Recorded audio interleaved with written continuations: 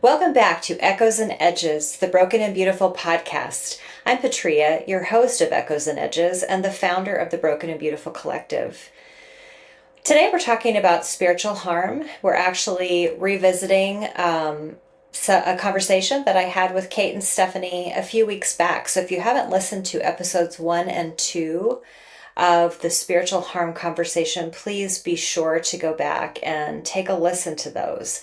In them, we talked about the heartbreak of unmet needs, of exploitation from authorities and places and spaces that were meant to create safety and flourishing, but that took advantage and created harm for us. And so today we're actually going to be joined by another person, another member of our collective, as it happens, Stephen, and I'll introduce all three of them again here in just a moment. But I want to talk about, just to set the stage for what we're going to be talking about today, is just the reminder that your voice matters. Our voices, we've come to believe our voices matter. Really, the reason I ever started this podcast at all was to help myself remember that my voice matters and that it's my own work to keep talking and sharing what's true for me, even if it doesn't make sense to anybody else. But we hope that, and trust actually, that there's going to be quite a bit in here that will be meaningful for someone. So we're going to talk about, what does voice even mean, right? After silencing, we use this word a lot.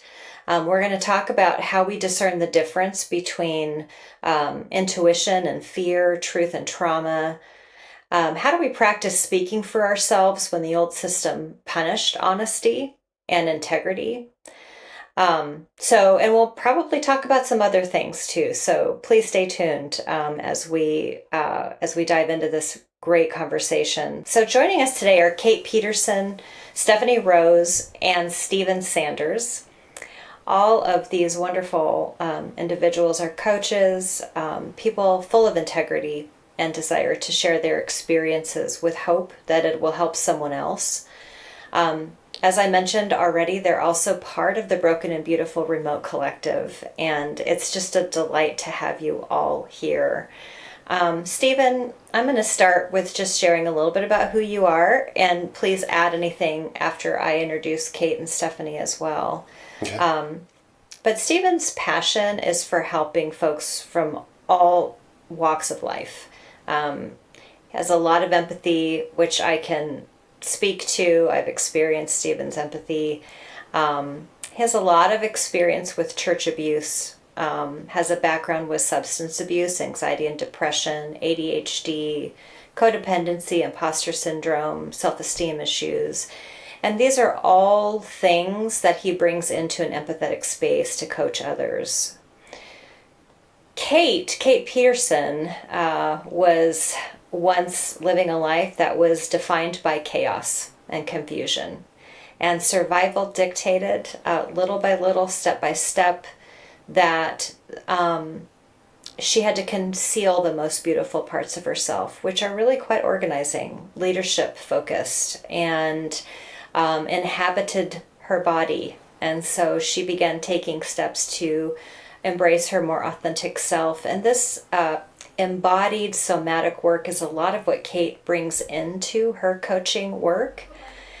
Kate is also the mother of 4 boys, and all school, still home, still school aged. I think the oldest is in high school this year, if I remember correctly. And Stephen, I did not mention you have 3 girls.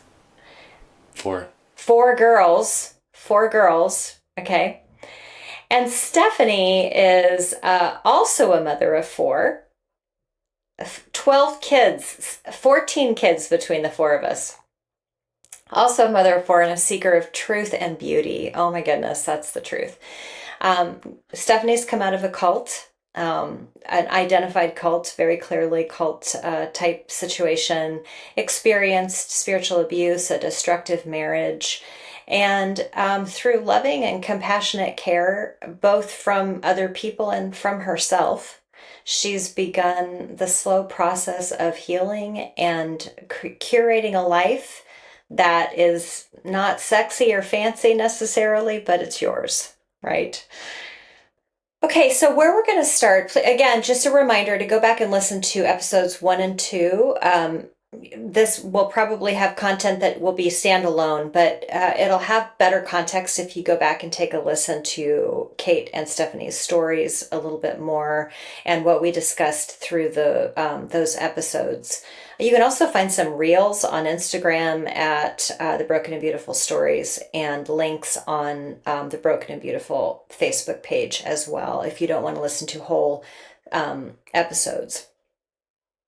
One of the things we talk a lot about in recovery of any kind, whether it's spiritual harm recovery, sexual harm recovery, psychological harm recovery, is reclaiming and rediscovering our voices.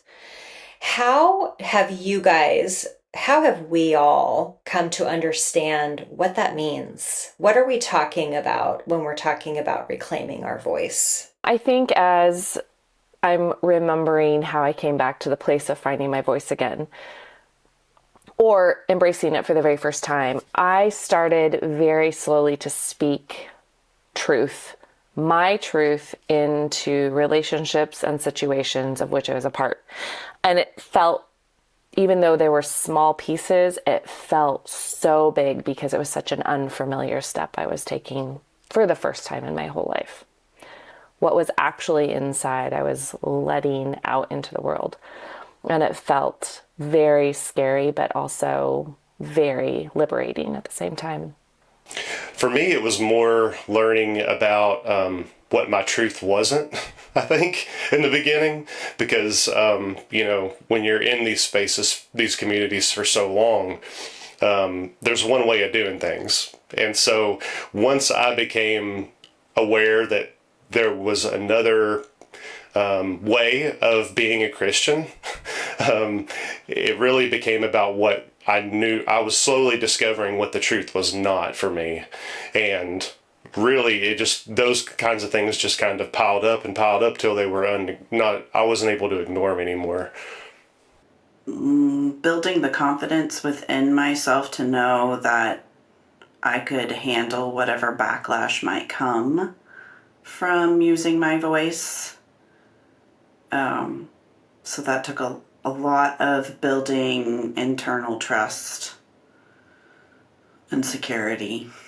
So true. And I maybe should have started with this quote, but I think this does a lot to describe something about this. Loneliness does not come from having no people around you, but from being unable to communicate the things that seem important to you. And so I think when we're talking about reclaiming our voice, it's identifying, like you said, Stephen, what's not mine, and and and you said, Stephanie and Kate, to some degree, both of you, what is mine, and then also practicing in micro bursts, and sometimes that's so small, right? It's like I don't want that. I want this. And I would just add another step is without explanation.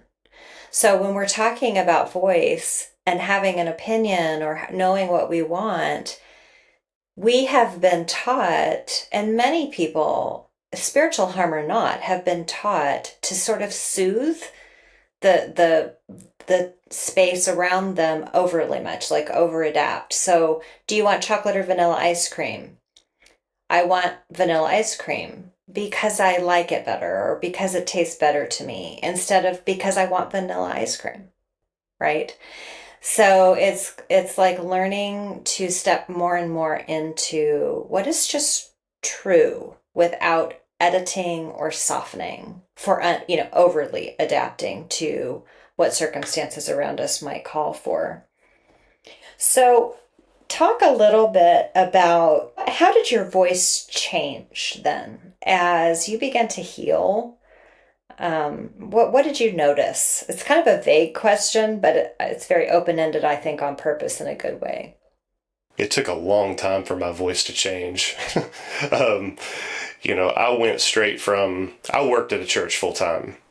And so once we left that church as a family and I started working in my new place, which was an editorial department for a Christian organization, I suddenly went from one type of belief system that revolved around Christians are not supposed to be sick, Christians are supposed to be rich and wealthy, to something polar opposite, which was Calvinism, which is quite different. And so my voice actually developed through that process, and even coming after I came out on the other end, realizing, okay, well, I started here, I went way over here because this felt safe, and then over time it just kind of met in the middle, and that's when I really feel like my voice started to develop. As you were talking about the practice of using the voice, I think as I practiced using my voice,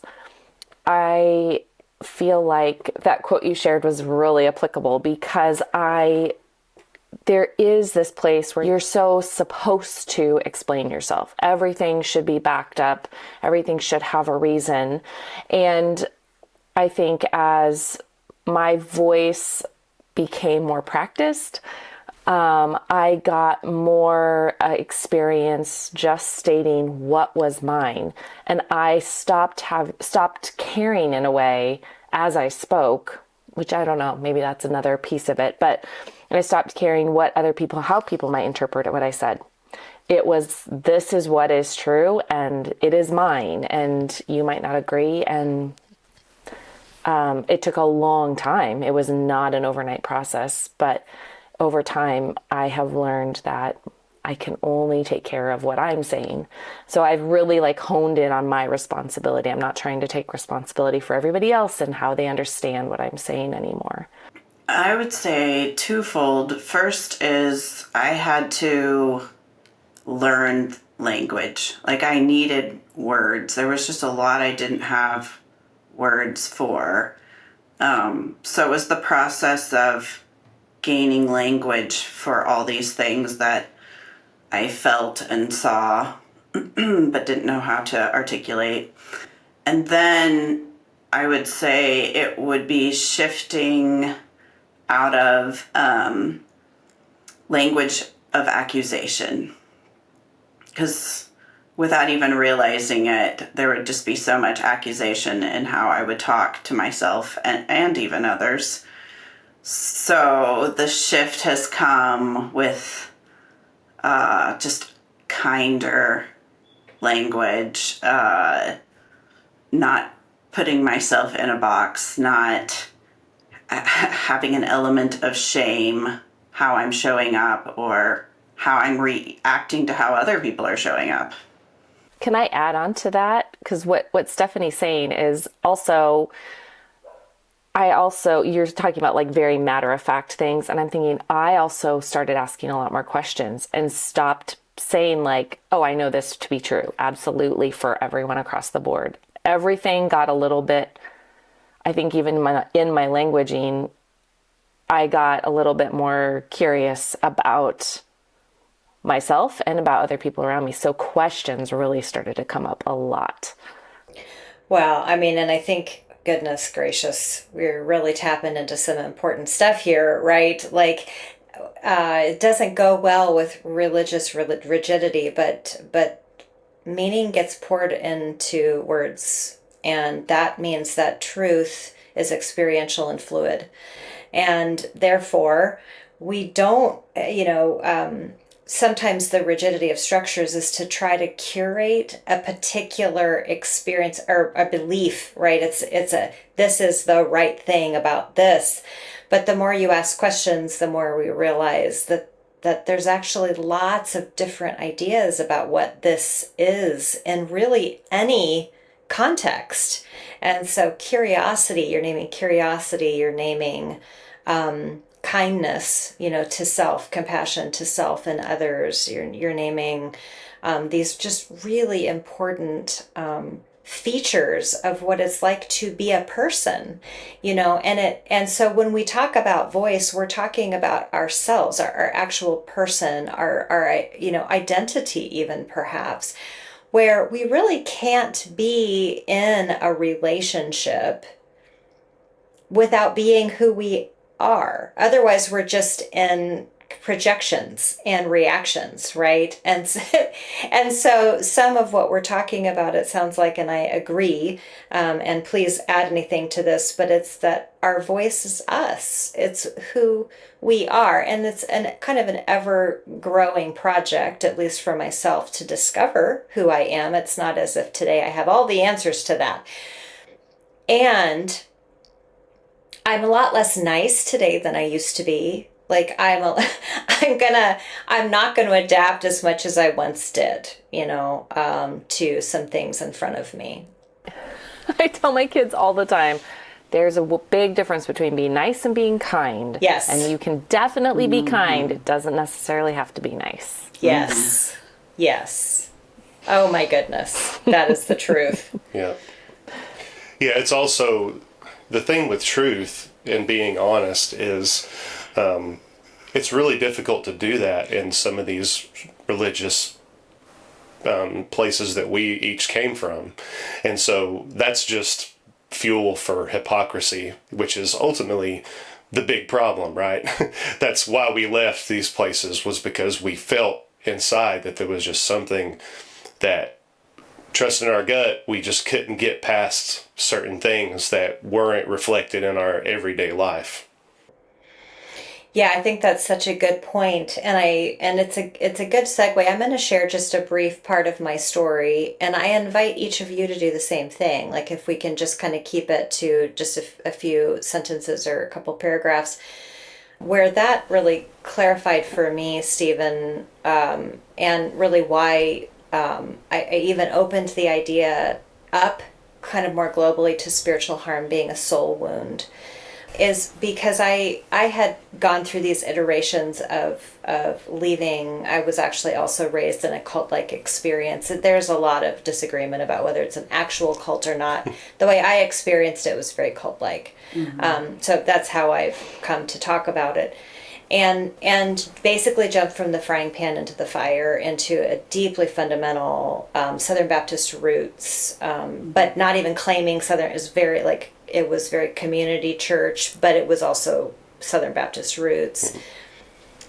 So you didn't really know how fundamentalist it was. And we spent our kids' growing up years there at that church, and we ended up with me on staff full time. And my goodness, I still feel it in my body once I think about when I got on staff and the things that I saw once I got on staff. And the disconnect between what I believed I was being taught from being a person in the pew to then becoming a person on staff and could not live out what I was being told I should be able to live out, was a huge collision for me, faith-wise. And I spent 3 years and I sat in my office like, I swear I did this, and I just rocked for 3 years, like what the heck just happened, And I would fight the system, and I would tell the truth, and I would blah, blah, blah. And finally one day it was very, very, very clear. It was God tapped me on the shoulder and said, what would happen if you took yourself seriously and stopped waiting for other people to take you seriously? And that was the beginning of the end of me being there. And so that's a little bit of my story, and how, into the next question, how I started discerning the difference between the church voice, or the voice of authority, and my own inner experience of what was true, and that they could be different. How about you guys?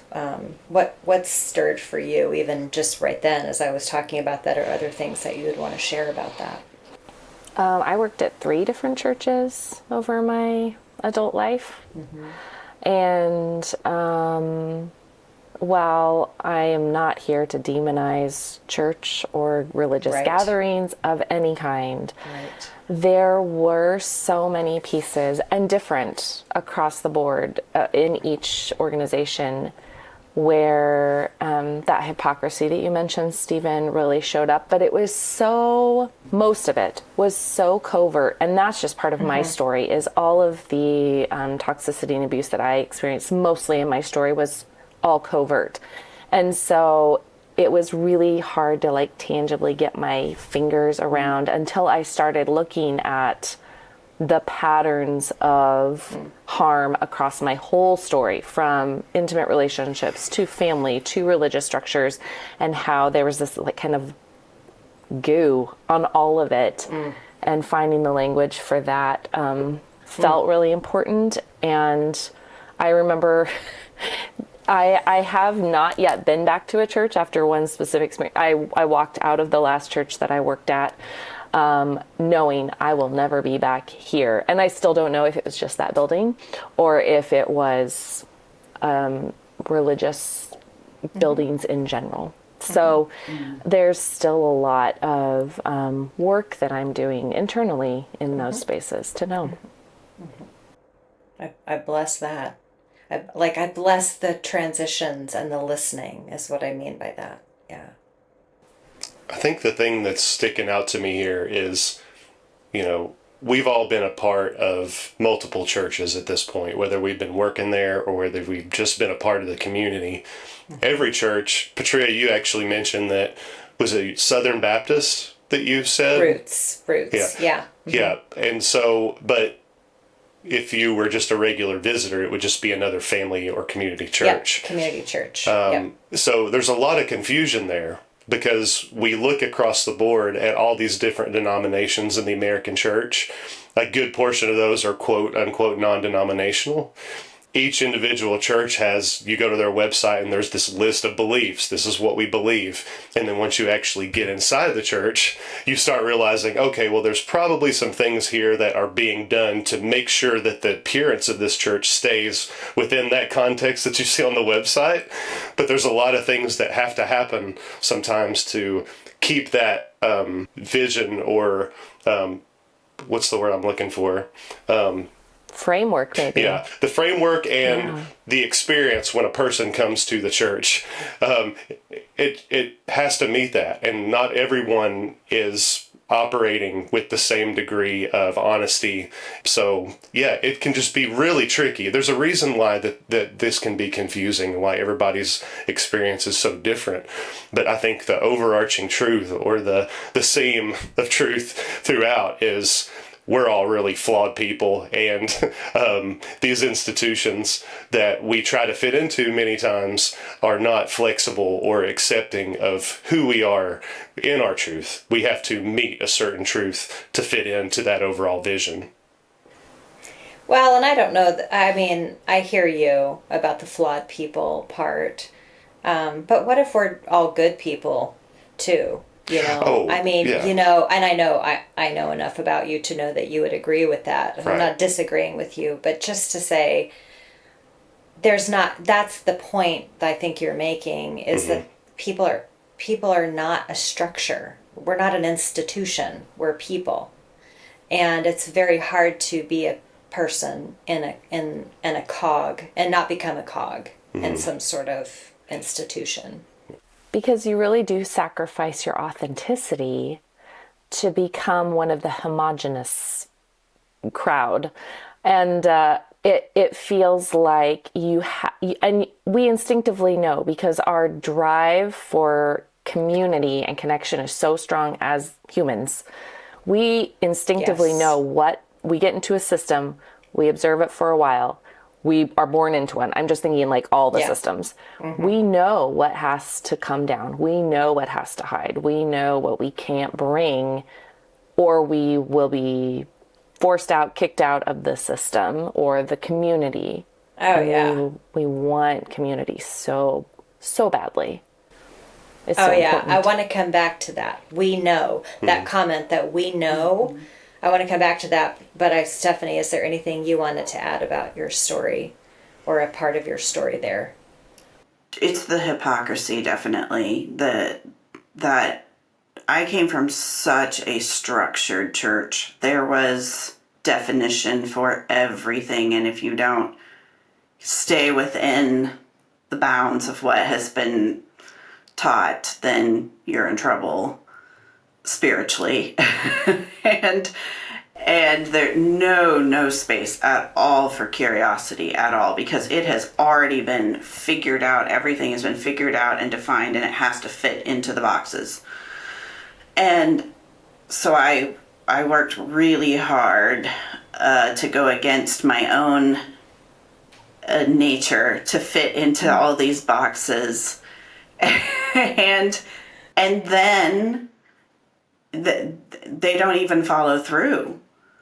Like, that was as I was exiting my church in kind of a messy way, I realized that they don't care. They throw out the rules whenever they want. The leadership does. And the leadership, what I came from, was very patriarchal. So women will always be wrong and the men will always be right.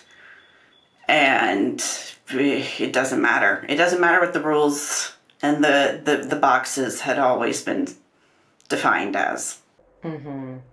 Yeah, and so that's such a great segue to intuition. Because this is the thought that's coming up to me is somehow our intuition gets hijacked in these situations, right? So I'm thinking about the first day I walked into this particular church that I'm referring to, I knew that this was not a place I could wear red. And I remember saying that out loud to my husband. I can't wear red here. And at the time it was more like an observation. Like, I was like, oh. But if I look back over the whole of my life, I loved wearing red. Mm-hmm. So there was a way that I had to push that down, to tamp that down, right? And so, Kate, you talked about that. You talked about somehow we know that. And Stephanie, you talked about how we have to check the boxes and go against who we are. And Stephen, you're nodding, big nodding for people who can't see. Tell me more. Tell me more about that. What your intuition, what did you do with it? How did you... My goodness, this is such a big conversation. I feel like it deserves a whole episode, because what did we have to do with that glorious gift of intuition? Stuff it down. Fit into the mold, fit into the box, I keep coming back. I've had several conversations lately about this with a friend of mine, and the thing that I keep coming back to is in the Bible where Jesus is talking about whitewashed tombs, keeping the outside of the cup clean, those types of things. His context for saying those things is not good. Like, if this is the way you're approaching Christianity, where everything on the outside has to be just right, then that's not... Jesus isn't telling you that this is a good thing. It's actually not the way that we're being instructed as Christians it's not the focus, I guess is what I'm trying to say. And so that's the thing that really shines for me when thinking about intuition, is there's just no room for it. You just have to put it to the side or stuff it down and just continue moving forward with this community that you found yourself in the beginning, probably for really good reasons that made you feel good. But once that intuition gets stuff down, it's really hard to find yourself again. Mm-hmm. Mm-hmm. And I'm wondering too about fear. Oh, yeah. And how fear plays into it.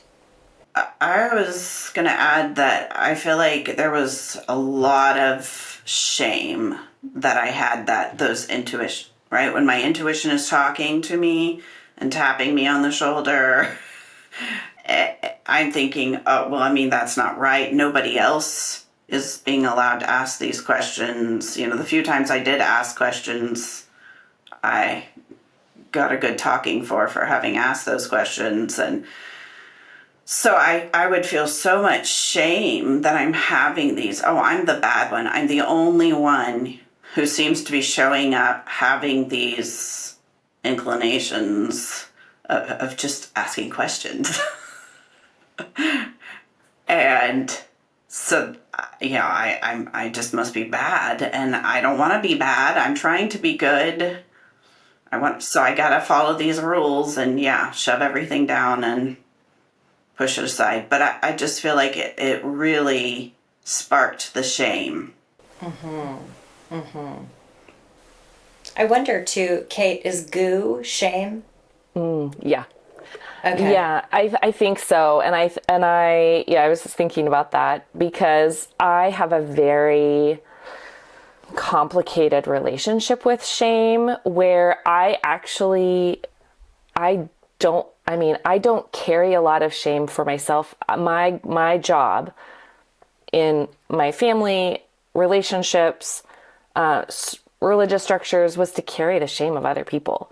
And so I couldn't even identify it within myself because it was always on me. And I got so used to carrying it that I didn't know what it was for a very long time. And I think my primary motivation had always been, like, from the time I was very little, was to be the good girl. Like, I was given the rules for it, and I have a lot of internal let's get her done mentality, and I was going to be the good girl. And so my intuition was at odds with those rules that I've been given my entire life. So when I finally was allowing my body to tell me things, it was coming up full force against everything that I had been given. And so I think that that piece of it feels really true for me, is I had to start questioning the rules, but I could never do it externally. It all started within me. It's like, this is coming from within me now. I'm questioning how I'm feeling about the rules for the first time. It was interesting for me when I shifted from that cult-like growing up experience and into this community church where the idea was questions are welcome. I mean, that's part of what, got told, is questions are welcome here. And it was really the first time in my life that I'd been tagged clearly as a leader. I had been a leader my whole life, but I was tagged as a leader really quickly and got put into lay leadership roles very, very quickly. And it was through that experience that I then believed I could say what I disagreed with. Like, I could actually ask questions. And let me tell you, like you mentioned, Stephanie, a good talking to. What happened for me was I was told I needed to go to the broken part of ministry, which was the recovery part. You need to go to the recovery part. This is the Bible study part where we're not broken here. This is for whole people who don't have problems.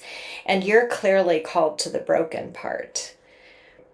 And I said, but isn't there a bridge somehow between Bible study and recovery? And they said, you know, and these were actual conversations with other women, though, for me. And that's a lot in my theme, is other women being a lot murkier for me, a lot more complicated. And so then I had to turn on myself again and harder this time. That's where the shame showed up for me.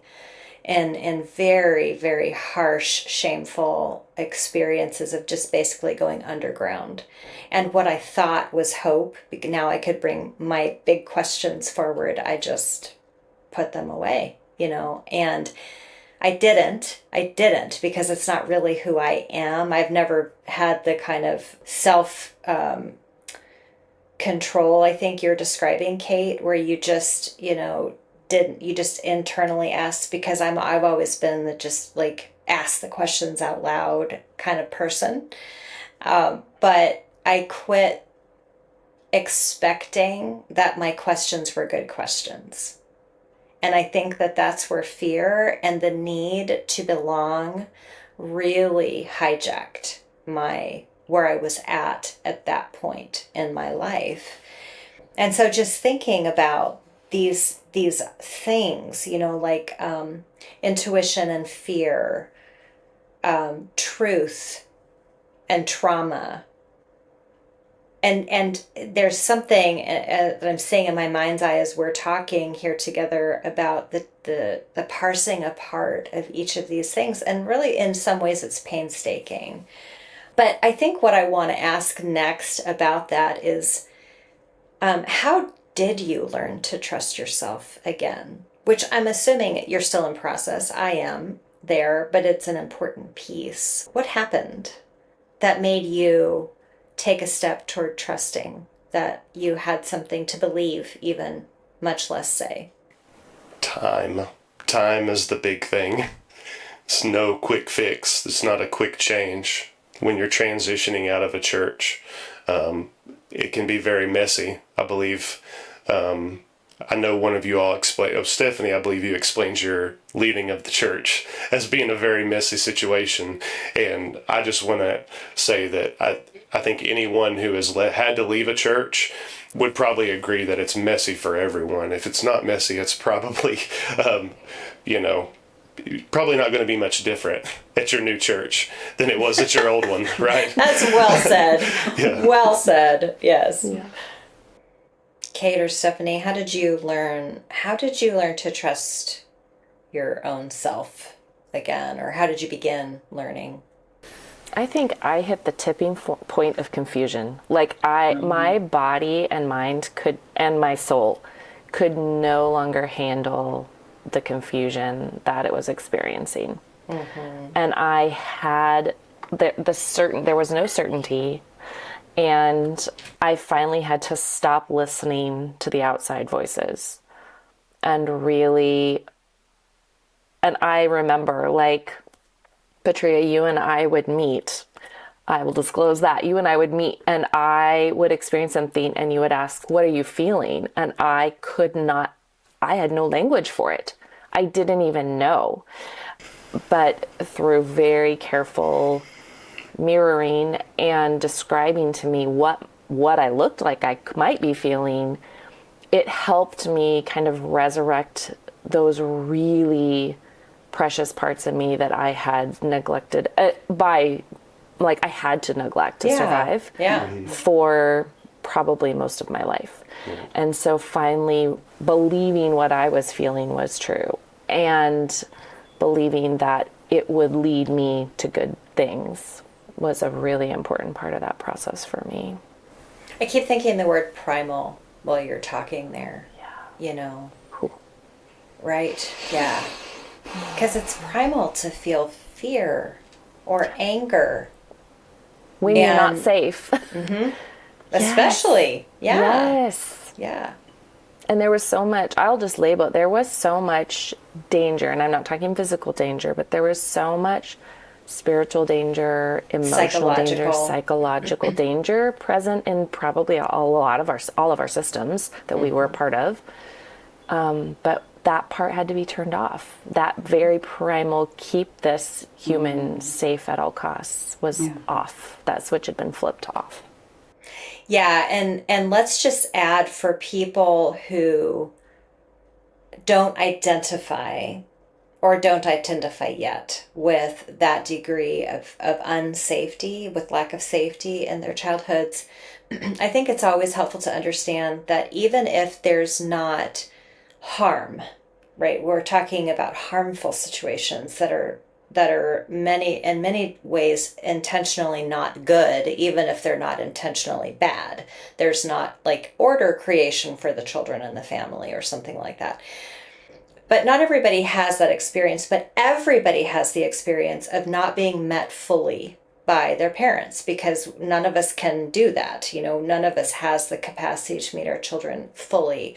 And so even if you're not relating with the idea of this, like what Kate and I were just kind of processing a little bit, remembering there is those primal feelings of fear, let alone intuition or anger or whatever the emotions are, that an infant comes out of the womb feeling those feelings, right? We have all seen infants.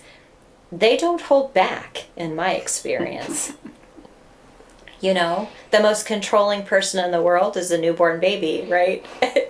Not because they want to be, but because we desperately want to care for them, and we want them to be okay. And so, even if you're a person listening to this, what I really want you to hear is that there's something in this for you. Even if you do identify your emotions and you feel like you can connect with your intuition, there's still some way that we all lack being held, psychologically held, being mirrored, which is a way to express to us who we are from our original sources of care, our primary caregivers, and being identified. So not just mirrored, but really intellectually valued and seen that way. So I just wanted to put that on the table, that even if you're listening to this and you can't identify exact harm that way, there's still something. We're still talking about your experience. It just might not be that stark. And all those pieces you mentioned, for me, the word that kept coming to mind was adored. In there, everyone has the experience of needing to be adored or delighted in and not receiving that. And it feels like that was, I don't know, that was just an important thing I felt like we could name there. I think my experience was just coming to the end of myself. Like having spent years striving, trying to do it the way that had been set up for me and the way I've been told good Christian women show up as. And I was depleted beyond measure, and it wasn't working. I wasn't finding the success that I was told I would have. And that's just having peace and joy and actually feeling accepted and a part of my community and all of that. And so coming to the end of it, I was searching for a voice that would make sense, because none of this other stuff seems to be making sense. It's all empty. And that's when I encountered kindness like I had never experienced in my life, and that shifted so much for me. It began the awakening. It was a long process, but that's where it began. Stephanie, where did you find kindness? And how long did it take you to find that? Well, once I stumbled across this really amazing coach on a podcast named Patria, and I reached out to her in desperation one December, and she got right back to me and had an opening, and it just felt like a godsend. And I would just get off my calls with her and just be astounded at the level of kindness I had just experienced. And I had no frame of reference for this. I mean, it's stunning, isn't it, that like we're talking about assault, really. You know, that you're saying that you're so used to experiencing assault that being met with curiosity and witness and believing you. Right? And I think that's such an important point, because even though it's been a lot of years since we started, you and me and Kate and me, and some iterations of growth and experiences have come in between, those formative changes, that moment where story is met with compassion and curiosity, literally changes our brains, you know, and it's what religion cannot offer us back to this, you know, spiritual conversation. That this is spiritual. Our intuition is spiritual, you know. Yes. And so if we have to shut it down and turn it off and pretend it doesn't need anything even, or that it's all okay when it's not, then it is a spiritual wound. That is a wound that we carry around with us. And when we're told that spirituality is a set of rules that we have to follow, rules cannot attune, rules cannot regulate. They're not a relationship. They're not a relationship. The people need to be living out of their authenticity and bring themselves into these situations to bring true community and healing to each other. Well, that brings me back to the mess conversation. Like if you're not in a mess in a relationship, you're probably not in a relationship. You know? Mm-hmm. Yeah. Somebody's always in a mess. Yes. Even when you're bringing your most authentic self to the conversation. Especially. Yeah. Yes. Like, what did you just say, Kate, about rules can't attune? Rules cannot, or a rule book cannot attune to you. Right. It cannot regulate you. It cannot connect with you. And I think I would add invitation was really, really important. The just even at the end of our sessions, and you would say, your homework is this, but it's just an invitation. And I was like, Right. what is that? An invitation that's not a manipulation. Like, I had no concept for how to handle that. It wasn't going to be graded. I didn't have my red pen out. Yes. I might not even remember what I told you. It was up to you to remember it. Yes. Yeah. Yes, but doesn't this feel more spiritual? And what we're describing, this is what invitations, no demand, low pressure, Yes. be authentic, as messy as you are. Like, that feels to me like that's church right there. Like, that feels like a spiritual community. Well, yeah, because earlier I said something about all of us being flawed, and Patria said everybody's good, and we were both saying the same things, but we were communicating that completely differently. I think that's beautiful. That's spiritual. Well, let me say it this way. It's something I live by. You know, I mean, it is so important to me to invite myself and everybody. Like, if I could get every person in the world face to face for 5 minutes, it would be something like, I invite you to yourself. You know, because to me, that's the most beautiful experience, is if we are all coming to the table as ourselves. It's just a lot more interesting to me than what religion curates, which is a lot of drones. Like, I know Kate is as a fellow Trekkie.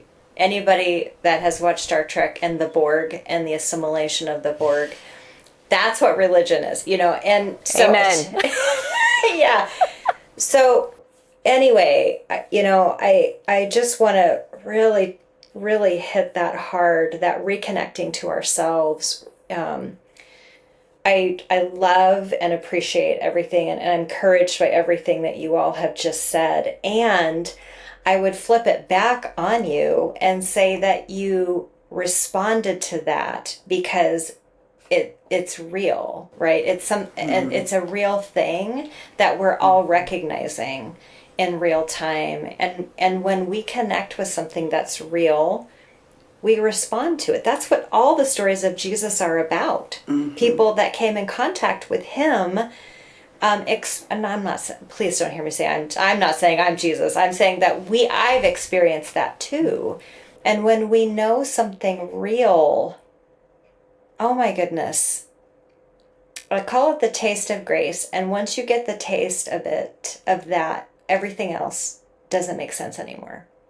I think these are just the true attributes of God. Not Say more. Well, I think we are made in God's image. We all carry a likeness to him and a goodness like him. And God is relational. God is invitational. God is love. And love gives space for curiosity. It gives space for autonomy. And it wants the best for others. And so, it just, church, for me, I've been able to go to church when it was an invitation, not a demand. And I had to drag myself to church year after year, week after week, for year after year. And now I'm excited. Like, I'm in a good church space, and it's an invitational, loving God that's very kind and creative and beautiful. And now I'm super happy to go to church. Yeah. Would you Yeah. say that's because you're... Sorry, Petrie, I didn't mean to interrupt. Please go ahead. It sounds like you've received a lot of grace there, Stephanie, in your new place, in your new church. And I think something that is becoming more clear to me as we continue to talk about this is that grace creates space for each of us to come to a community with our own truth. When you go back to the earliest religious traditions, actually, that's what was there. And so this fundamentalist rigidity is not the earliest type of religion that there's. It's some skewed version of it.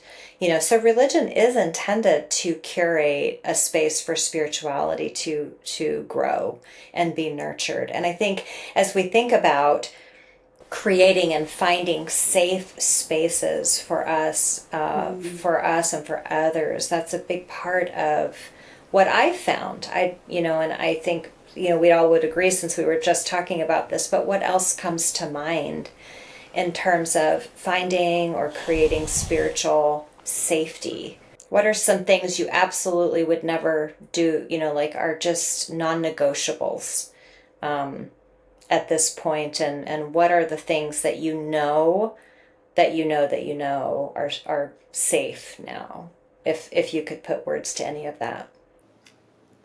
I've decided that if someone or a community is conveying their message through fear, through shame, then I know that's not of God, because that's not how he talks.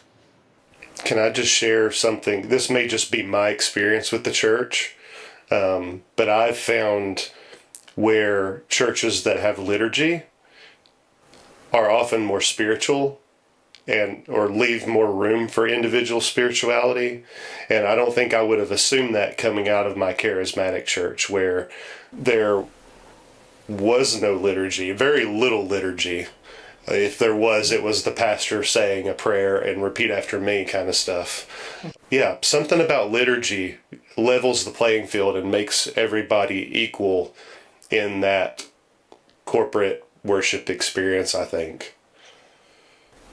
That reminds me of, I want to just mention for listeners, and we can put this in the show notes too, an old book by Gary Thomas that is a book this is a great first step for people who don't know what a first step is. If something's not right, but you've got family, your kids are little, you don't know what to do, get Gary Thomas's book on helping discern your way of worshiping.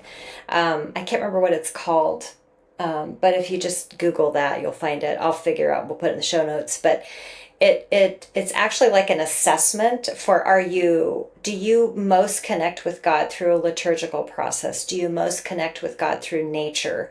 Do you most connect through God by meditation and quiet, alone space, those kinds of things? And that's a great first step, So I love that you brought up the liturgical piece. And all four of us, just as an example, because we're different people, find ways of worship in different ways to be very meaningful for us. But the point is that it's connected, right? That's the difference, is we've found ways that are connected to us, where we can be authentically who we are, ask questions. So that's a big part of safety.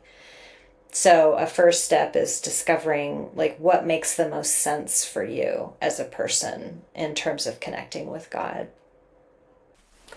I think what came to mind for me was a place where questions are welcome. And I don't mean in name only. I mean honesty about, I don't know if I believe such and such anymore, or I really don't understand this and I'm wrestling with this aspect of this community or this belief structure, and not being dismissed, but being welcomed as a human with questions instead of being dismissed as a human because of your questions. With that, I would say a thing that I think we're all naming implicitly is a place where there's not, like, some of the burdens of being the Holy Spirit are removed. So, like, evangelizing the world unto salvation at the expense of your own, for instance, that might be something that you need to consider leaving behind. If you're on a spiritual quest for something different spiritually. If you don't want that, if you want to stay in gathering, if you want to stay doing these, Bible studies the same way, then definitely stay in that culture, because we are not here to delegitimize any person. We are here talking about institutions, and for us, those things did not work, but that's where you want to be. But if you want the kind of freedom that we're describing within our own experiences, then you're going to want a place that doesn't have that kind of rigid doctrinal stance around it's your job if you don't do it, if you don't get to that person before they die kind of situation. Those kinds of things are going to just produce a lot of fear. And fear and intuitions and spirituality and authenticity really don't work well together. One is going to be in charge. And if fear is in charge, then it just tends to go badly. Mm-hmm. When fear's in charge, love has to take a back seat. And I would rather lead with love. Mm-hmm. When fear is in charge, love has to take a back seat. That's a soundbite, Stephen. That's a soundbite, and that's a mic drop. That's a mic drop. So, belonging without betrayal. Thinking about another non-negotiable for me is not having support. And so, what does belonging look like? And I'm using belonging and support kind of as a synonym a little bit. They might not be for everybody. I am a big believer in support. One-on-one support, group support, community support. What are your thoughts about belonging without betrayal? Not to say that betrayal won't happen. I mean, things can change, seasons can change, but belonging in safety, let's say it that way. I think I'm just coming back to what happens in good relationships overall is that when there is stress or fracture in a relationship, that there is mending there that happens, particularly by the one who's done the fracturing or the harm. And knowing expecting that, and knowing that is just woven into the relationships within a community or a system, I mean, I would feel safe there. Mm-hmm. As a reminder, institutionalized harm often demands that we never ask for repair. And so part of safety is beginning to ask for repair and see what happens. That's part of how we get safety within ourselves. Because and clarity. Mm-hmm. Oh, that just made a ton of sense to me. Yeah, that's right. So in order for me to find belonging spiritually, relationally, and communally, for me to get to that place, I actually had to not be a part of a church for a very long time. And I think that's where a lot of people get tripped up is we're told we have to go find another church. Oh yeah. Yeah, don't go out and not find another church now. You find another church and start serving God again and find another place to fit into. Because what happens if you don't do that? If you don't find another church, What's the threat? the threat is to us or to the leadership who's telling us this. Well, that's a great question. I was thinking about the lone wolf threat, that you're going to be eaten. Oh yeah, well you could be labeled. Fall away. You're going to be labeled a backslider or a church hopper, and it was like you were damned if you did find another church or damned if you didn't. If you found another church right away, you were a church hopper. If you didn't find another church, you were a backslider. Oh, the impossible bind. Either way, you wind up on the prayer list that you don't want to be on. Yeah, exactly. Oh, that's another great way to identify safety is, can I say no to what you want to pray for me for without punishment? I thank you for your prayers, but that's not what I'm needing right now. Mm-hmm. And can I tell you I'm not going to pray for that for you? Yes. Yeah, what if prayer just looks entirely different than what we were all taught prayer looks like? There's not a lot of instances in the New Testament where Jesus or anybody was doing any prayer outside of themselves in their own space. There was not a lot of corporate prayer in the New Testament. And so I think that's a good starting point, Oftentimes in our culture, the loudest voice is the one that gets labeled the most spiritual. Totally. And it's not I really don't think that's what the Bible tells us Jesus taught at all. I really do believe it's all about a very individual, quiet, go to your closet and ask. Very personal. Very personal. Yeah. Humble.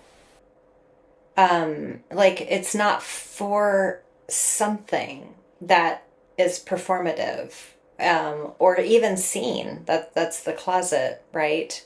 Is where you're just quietly in your own heart communing with God, and that then changes how you connect to yourself, because you're having a real rich experience, or not. Sometimes I'm fighting with God, but that's also rich, I suppose. But he can handle it. Yeah, totally. But versus, I loved what you just said there. The loudest person. What did you say? The loudest person is the most holy. The loudest voice is often labeled the most spiritual. The spiritual. It totally makes me think about the loudest voices are just heard.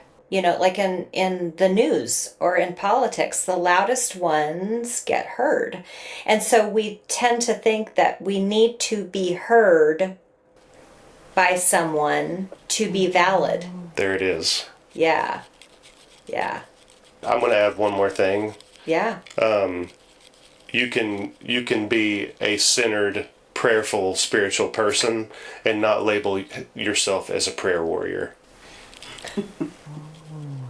I think there's a lot of story behind that comment, which I would love to hear sometime. Yes. Yeah. Yes. Can you sum it up in a few sentences for us so that we have some context? Because that feels really important. Well, you were talking about social media and the news. I don't know about you all, but because I still follow a lot of Christians and I'm friends with a lot of Christians through social media, oftentimes the term prayer warrior will be used as, okay, all real Christians who communicate with God, this is the time to join me in whatever it is that I'm dealing with. And to me, it seems very insincere, and it almost takes away from the spiritual experience, which is much more individualistic. Well, and I was thinking, what it's leading me to think about is actual prayer, like in my experience, which is just my own experience, but actual prayer leads me to a genuine dying of self, which is not what, it's not warrior. That it's actual like humility and actually contending with ways that I would do things differently, and if I could, and certainly will going forward. It's, there's this experience of inner transformation that can come, but it does not come through. I mean, this is the message of Jesus from the beginning: is he did not come as a king. He did not come as a warrior. And so I think we keep coming back to, this is what safety really is. It doesn't, like, it might not keep us physically alive. We might get burned at the stake. That might happen. But that's not really what life is. And true safety is about really claiming that reality, if we're talking about Jesus, if we're talking about Christianity, in my opinion. And I think if we're not, I think a question that I ask myself, and I think everybody could ask, is that, are we centering our definition of Christianity on the person of Jesus? Well, thank you, Stephen and Kate and Stephanie, for just your open-hearted and authentic sharing of real life experiences. Like, this is rubber meets the road stuff, I mean, I have tears. It moves my heart, and me too. Like, I'm linked arms with you. I know we talk a lot in this work about we have to be a little further down the path, but that's only a guide, in the sense of when we're coming out of these really hard things, and then at some point we link arms together and we keep going forward together, and that's really where we're at, in terms of the work that we're doing. And I'm just so grateful to all three of you, for your voices and your continued efforts to heal and be authentic and find your way forward. So to our listeners, if you've lived through some version of anything that we've talked about today in episodes 1 and 2, or you're longing to live through some version of what we've been talking about today, because today was a lot about reconnection, finding good community or health within our own selves, please hear, if you don't hear anything else, please hear that you are not required to rebuild quickly. And in fact, faith and substance takes time. Think of deep roots and rich soil, and the kind of oak tree that Isaiah 61 talks about takes a lifetime of work and effort of being still, an effort of rest. So don't feel that you have to rebuild quickly. Don't feel like, for our purposes, you have to rebuild what you had at all. There might be something that you need that's totally different. And I want you to know that in the Broken and Beautiful Collective community, you're welcome here, regardless. And we do hold to a belief that God is not the harm that you endured. And that is not what God had for you. One of my earliest people, my mentors, who I credit for giving me any sort of ground to stand on initially when I started realizing I was a victim,